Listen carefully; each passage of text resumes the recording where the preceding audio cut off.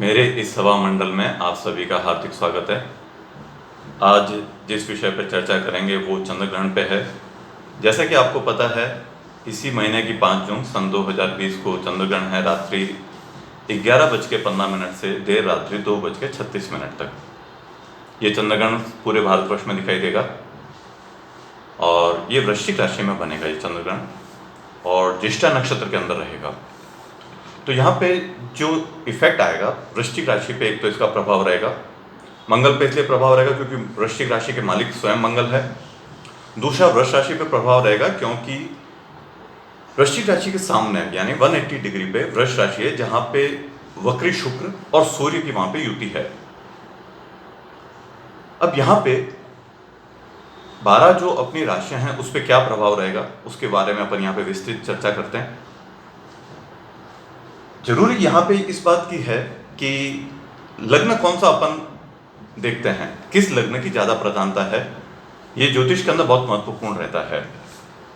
एक तो चंद्र लग्न यानी कि जहां पे चंद्रमा जिस राशि में होता है वो लग्न होता है। एक सूर्य लग्न जहां पे सूर्य होता है वो वाली राशि।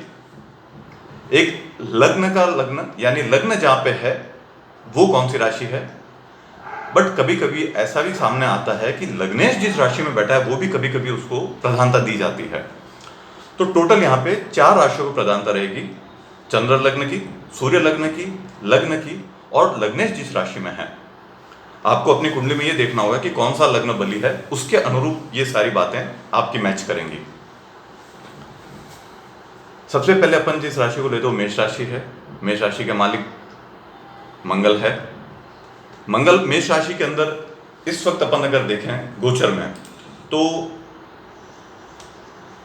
मेष राशि के अंदर मंगल इस वक्त 11वें भाव के अंदर चल रहे हैं गोचर में, और चंद्रमा जो कि चौथे घर के मालिक हैं वो नीच के होके अष्टम घर में आएंगे 5 तारीख जून को। यहाँ पे चंद्रमा क्योंकि मन का कारक है, चंद्रमा माँ का कारक है, तो यहाँ पे पीड़ा रहेगी, मन में आत्मिक शांति नहीं रहेगी, माता के ऊपर प्रभाव रहेगा, प्रॉपर्टी के ऊपर भी प्रॉब्लम रह सकती है क्योंकि चौथे घर का मालिक 8वें घर में है और 8वां घर परेशानियों का है। यहाँ पे बहुत सावधान रहना होगा मेष राशि वालों को, क्योंकि चौथे घर का बहुत यहाँ पे प्रधानता रहती है हर एक की कुंडली के अंदर, और ये 8वें घर में नीच के बनते हैं। यहाँ पे अपन अगर देखें तो वृष राशि में सूर्य और शुक्र है यहाँ पे, जो कि द्वितीय भाव में है। द्वितीय भाव को अपन धनेश का भाव कहते हैं, धन के आगमन का भाव है, उसके ऊपर भी फर्क पड़ेगा। सूर्य है वहाँ पे, शुक्र है वहाँ पे, शुक्र स्वयं की राशि में है, बट चंद्रमा नीच के 8वें घर से जब वहाँ पे दृष्टि डालते हैं तो वहाँ पे उसको पीड़ित करते हैं। अपन आते हैं अब यहाँ पे वृष राशि पे। वृष राशि का अगर अपन लग्न यहाँ पे देखें तो लग्न के अंदर सूर्य और शुक्र हैं, 7वें घर में चंद्रमा है, मंगल इस वक्त 10वें घर में है। 10वें घर में मंगल दिग्बली होता है, ये सबको पता है। 7वां घर पार्टनर का होता है, 7वां घर पत्नी का होता है, 7वां घर यहाँ पे व्यवसाय का भी कभी कभी देखा जाता है। 7वां घर यहाँ पे पूर्णतया पीड़ित रहेगा। नीच के चंद्रमा सप्तम भाव में, वो भी सूर्य और शुक्र की दृष्टि के साथ में। लग्न के अंदर सूर्य शुक्र हैं, स्वास्थ्य के अंदर थोड़ी सी परेशानी रहेगी।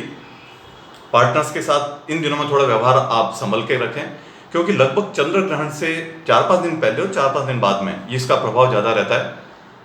हालांकि ऐसा कई बार देखा गया है कि कुछ पुस्तकों में यह भी लिखा गया है कि चंद्र ग्रहण का प्रभाव 3 पूनम तक यानी 3 महीने तक रहता है।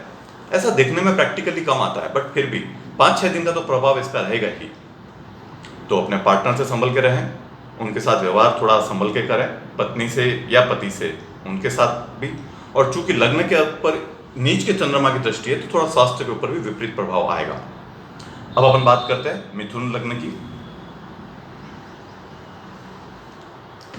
मिथुन लग्न में यहां पे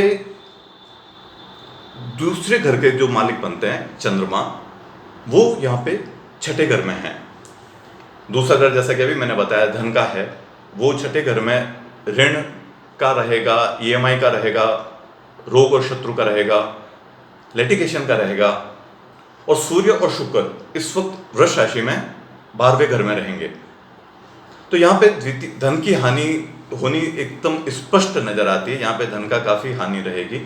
हो सकता है लिटिगेशन में पैसा खराब होगा आप लोगों का, रोग के ऊपर भी पैसा लग सकता है, क्योंकि छठा घर ननियाल का है, वहां पे भी पीड़ा रह सकती है। मिथुन लग्न की कुंडली के अंदर सूर्य यहाँ पे तृतीय भाव के मालिक होके 12वें घर में बैठे हैं, जिसके ऊपर नीच की चंद्रमा की दृष्टि, यानी पराक्रम भी यहाँ पे इस वक्त अच्छा नहीं रहेगा। बात करते हैं यहाँ पे कर्क लग्न की। कर्क लग्न के अंदर चंद्रमा लग्नेश बनते हैं। चंद्रमा कर्क के मालिक हैं। कर्क राशि के जो स्वयं मालिक बनते हैं वो चंद्रमा बनते हैं, जो कि पंचम भाव में नीच के बनते हैं यहाँ पे।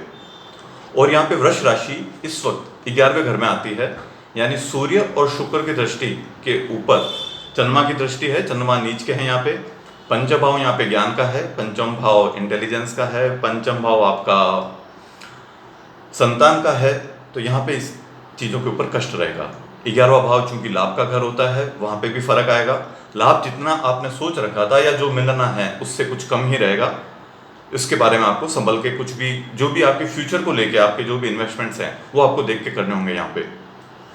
अब यहाँ पे अपन आते हैं सिंह राशि पे। सिंह राशि के अंदर चंद्रमा जो है वो 12वें घर पे यहाँ पे मालिक बनते हैं, 12वें घर के स्वामी बन के ये चतुर्थ भाव में बैठते हैं नीच के। सूर्य यहाँ पे और शुक्र इस पोजीशन में 10वें घर में आते हैं। सूर्य 10वें घर में दिग्बली होते हैं। लग्नेश सूर्य और 12वें घर के स्वामी चंद्रमा जो कि चतुर्थ भाव में है, उनकी दृष्टि सूर्य और शुक्र के ऊपर 10वें भाव पे है। शुक्र यहाँ पे बिजनेस, व्यवसाय, कार्य क्षेत्र के मालिक बनते हैं। चंद्रमा मन का कारक है, चंद्रमा यहाँ पे चौथे घर में ही है। चंद्रमा माँ का कारक है, चंद्रमा फिर यहाँ पे चौथे घर में है। तो यहाँ पे बहुत ज़्यादा फर्क पड़ेगा, नेगेटिव इफेक्ट कुछ ज़्यादा रहेगा चंद्रमा को चौथे भाव में आने से, क्योंकि चौथा भाव मन का कारक है, चौथा भाव माता का कारक है, चौथा भाव वाहन का है, प्रॉपर्टी का है। तो यहाँ पे इन सब चीज़ों के ऊपर बैड इफेक्ट आएगा। तो इन चीज़ों के ऊपर जो भी डिसीजन है कुछ टाइम के लिए पेंडिंग रखें तो आपके लिए ज़्यादा हितकर रहेगा। अपन बात करते हैं कन्या लग्न की। कन्या लग्न में यहाँ पे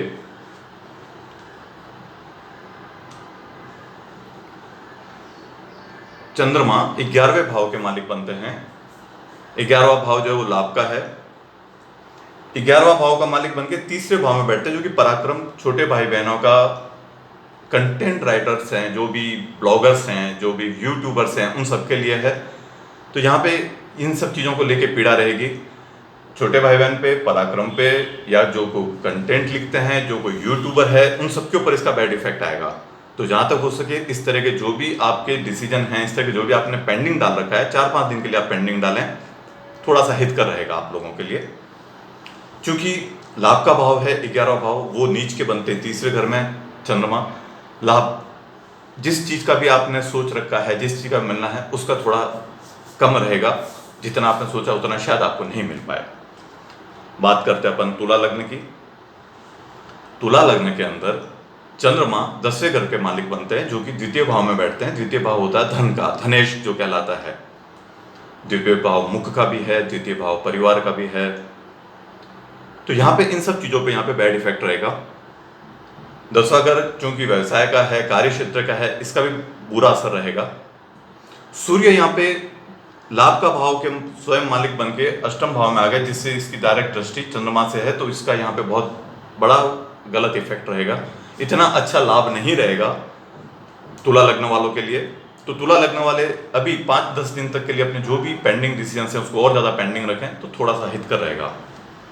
बात करते हैं अपन वृश्चिक लग्न की। वृश्चिक लग्न के अंदर चंद्रमा इस वक्त भाग्य घर के स्वामी बनते हैं, जो कि लग्न में बैठे हैं। कहने को नीच के हैं, बट है तो है तो भाग्य भाव के स्वामी। तो भाग्य भाव का स्वामी लग्न में बैठना कहीं न कहीं उच्चता तो दिलाएगा ही, अच्छे कार्य करवाएगा।